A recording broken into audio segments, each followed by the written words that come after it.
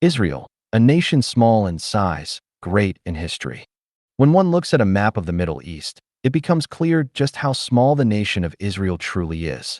Surrounded by vast Arab territories stretching thousands upon thousands of square miles, Israel is but a sliver of land.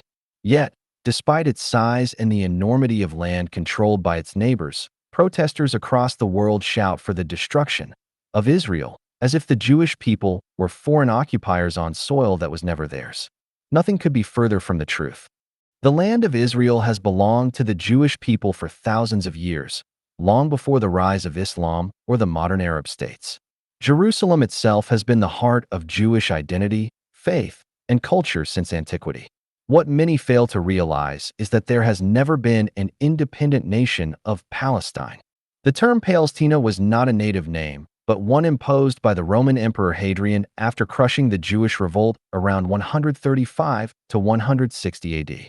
In his attempt to erase Jewish identity from the land, Hadrian slaughtered Jews, scattered the survivors across the empire, and renamed their homeland Palestine, after the ancient Philistines, enemies of Israel. This act of political spite has echoed down through the centuries, giving rise to the misconception we see today. To put Israel's size in perspective, it is no larger than the state of New Jersey.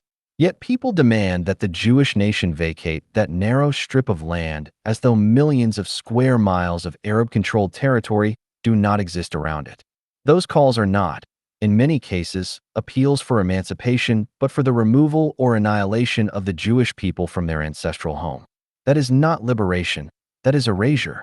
Framing such demands as freedom masks the true intent, which for many vocal actors amounts to a campaign against the existence of a people and a nation, the very definition of genocide when taken to its logical conclusion. The Arab world is not lacking land. From North Africa to the Arabian Peninsula, millions of square miles belong to Arab nations, while Israel, hardly larger than some American states, remains the singular ancestral homeland of the Jewish people. Yet, activists gather in places like Washington, D.C., demanding that Israel free Palestine, ignoring the weight of history and the deliberate rewriting of facts. To call for the erasure of Israel is not only unjust, but profoundly ignorant. Those who raise their fists in protest would do well to study history before parroting slogans that hold no foundation in fact. Israel exists because it has always been the land of the Jewish people, secured through ancient covenant, preserved through millennia of struggle, and restored in modern times against all odds. As a truthful historian, I am bound to facts. I present history as it is, not as others would like it to be.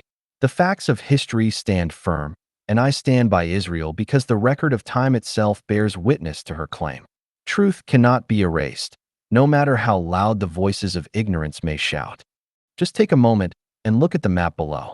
Israel, circled in white, is surrounded by vast nations: Egypt, Jordan, Syria, Lebanon, Iraq, Saudi Arabia, and beyond. Do you see the reality for yourself? Is there any question left? The map speaks louder than words. This struggle is not about land, it is about hate.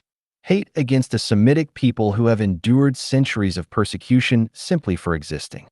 Eugene Mathena, historian.